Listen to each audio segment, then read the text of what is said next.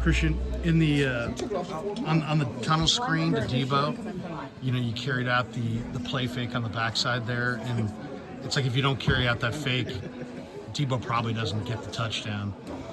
How do you go into that mindset of just making sure that whether you're on the ball or away from the ball, that you're doing everything you can?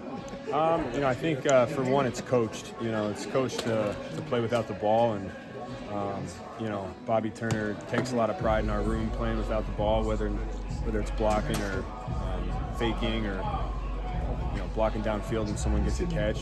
So it's just a point of emphasis that we go over all the time, and I think it's not always a big deal, but when it is, it's huge. And good fake can be worth 2 blocks if you get enough people, and so that can be the difference between springing someone for a touchdown or not. Christian, your former position coach Lance Taylor was talked about when you were still in high school and you couldn't enroll early in Stanford, you would call him or text him every night trying to get up to speed on the playbook. Can you talk a little bit about that process of learning, and how long did you bug him every night? It was a long time ago. I don't know if I remember all of it, but I think anytime you're coming into a new offense, the most important thing is just to learn the plays. And so I learned best, communicating, talking, hearing the plays from somebody else.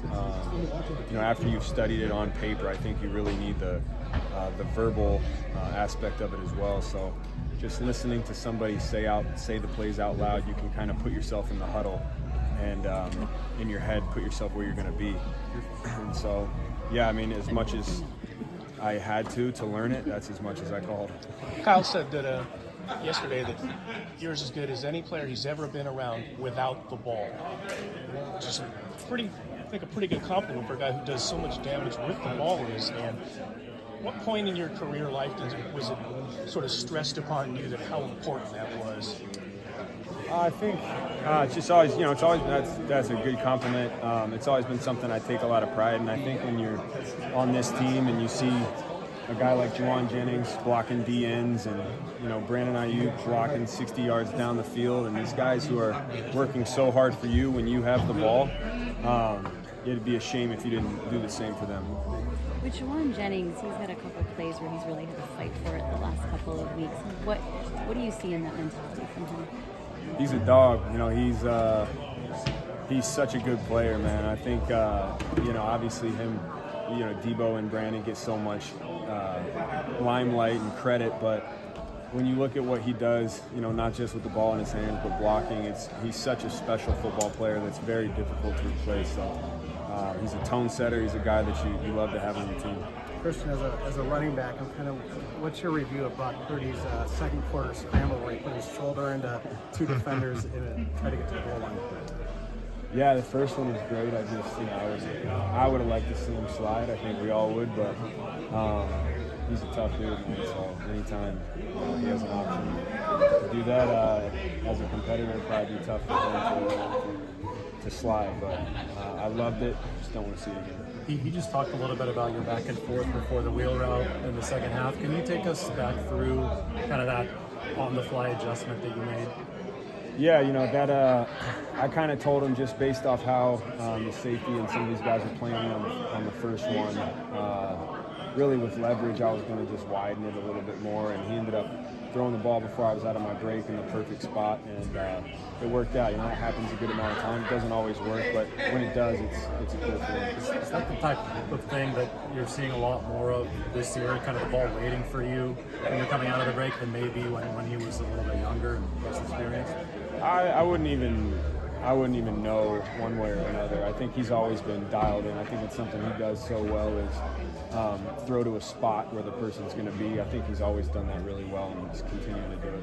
Christian, as you know, Shanahan says you still maintain a walk-on mentality. And I think it kind of goes against human nature to not ease up just maybe a little, even after you've accomplished so much. How has that been instilled in you, and how do you have to fight against human nature at all? I think experience is so important and powerful, and I think when you do take your foot off the gas, you get humbled really quickly, and I've learned that. Not that I've taken my foot off the gas. I don't think I've ever not tried hard, but it's just important in this league to respect the game and respect what it takes to play this position and to be a starter on an NFL football team, and it requires your all. And that's why I give my all. It's what the sport requires. So I think for me it's just about constantly doing everything possible to be the best player you can be. How have you been humbled? Well, you go through injuries, you go through losses, losing seasons.